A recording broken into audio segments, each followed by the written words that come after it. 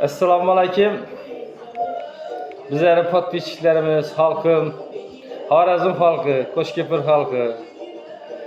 Akşamdan beri canlar o'g'lim internetda sizlar bosgan kommentarlar, yozgan kommentarlaringiz, podpiskalaringiz, layklaringizga xursand bo'lib, nishatlar nima yozdilar?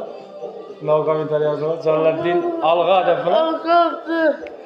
Sen nima deding? Xudo xolasa zo'r bo'ladi deding-a? Zo'r bo'ladi.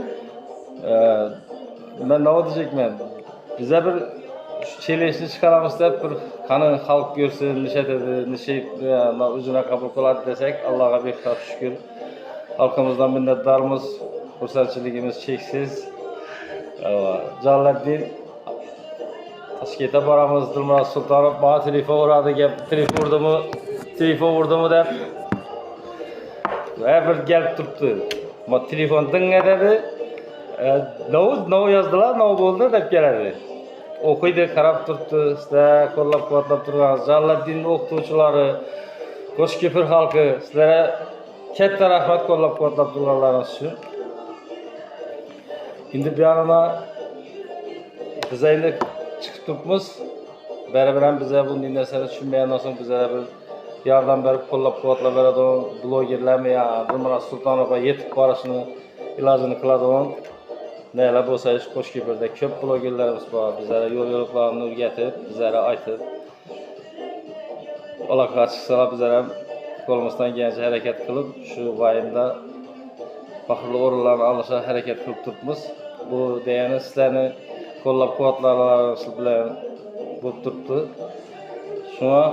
Shunda bilan chiqdik. Xudo xolasa endi bu Jaloliddin nerda borib neni aytamiz? Mejinani Bozorda borib aytamiz. Bozorda borib aytamiz dedi. Bozorda borib Mejinani aytib beramiz.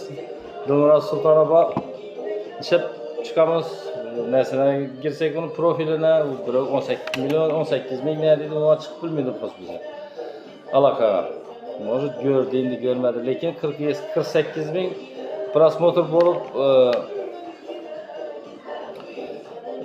mingdan ziyod podpischilarimiz bo'lgandan so'ng beni yana ko'paytirib, auditoriyani ko'paytirib berib ko'rganlarini desek, menimcha yaxshi bo'ladi. Jaloliddin o'g'lim faxrli o'rinlarni olib, Qo'shko'pirning faxri bo'lib yuriydi. Qani o'zing aytqani, nima deysan xalqqa? Like'ları unutmayın, like'ları bas koyun, like'ları bas koyarsa, işi bas koyarsa, sol çıkardı. Tamam, su tap çölerdi bize videolarımızı. Tamam, su tap